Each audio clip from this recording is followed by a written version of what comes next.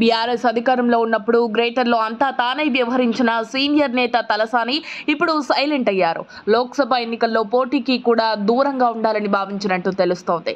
Greater రాజకీయాలకు సంబంధించిన అన్ని తానై వ్యవహరించే తలసాని ఇప్పుడు సైలెంట్ అవడంతో ఆయన కూడా కారు దిగి కాంగ్రెస్ గుటికి చేరతారా అనే సందేహాలు వ్యక్తమవుతున్నాయి.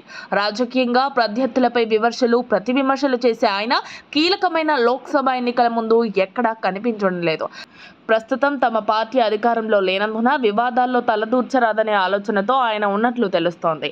రాజకీయంగా ఎలాంటి విమర్శలు కానీ ప్రతి విమర్శలు కానీ చేయటం లేదు. కాంగ్రెస్ ప్రభుత్వ 6 గ్యారంటీలకు సంబంధించి సైతం ఆయన పెద్దగా విమర్శలు చేయలేదు. దానికి తోడు పేదలకు ఉపయోగపడే కార్యక్రమాలు ఎవరు చేసినా తన మద్దతు ఉంటుందని చెప్పాడు. బీఆర్ఎస్ నుంచి ఎమ్మెల్యేగా గెలిచిన దానం నాగేందర్ కాంగ్రెస్లో చేరడంతో సికింద్రాబాద్ లోక్సభ టికెట్ తలసానికి ఇవ్వనున్నారని ప్రచారం మొదలైంది.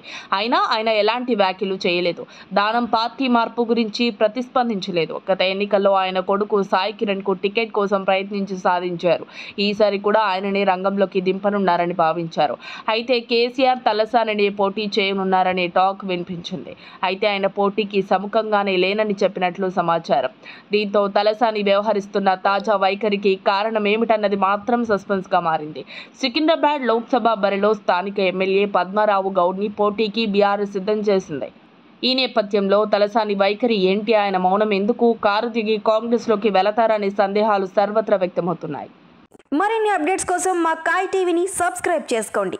మా వీడియో కనుక మీకు నచ్చినట్లయితే లైక్ చేయండి, షేర్ చేయండి. మీ విలువైన అభిప్రాయాలను కామెంట్ బాక్స్లో తెలియజేయండి.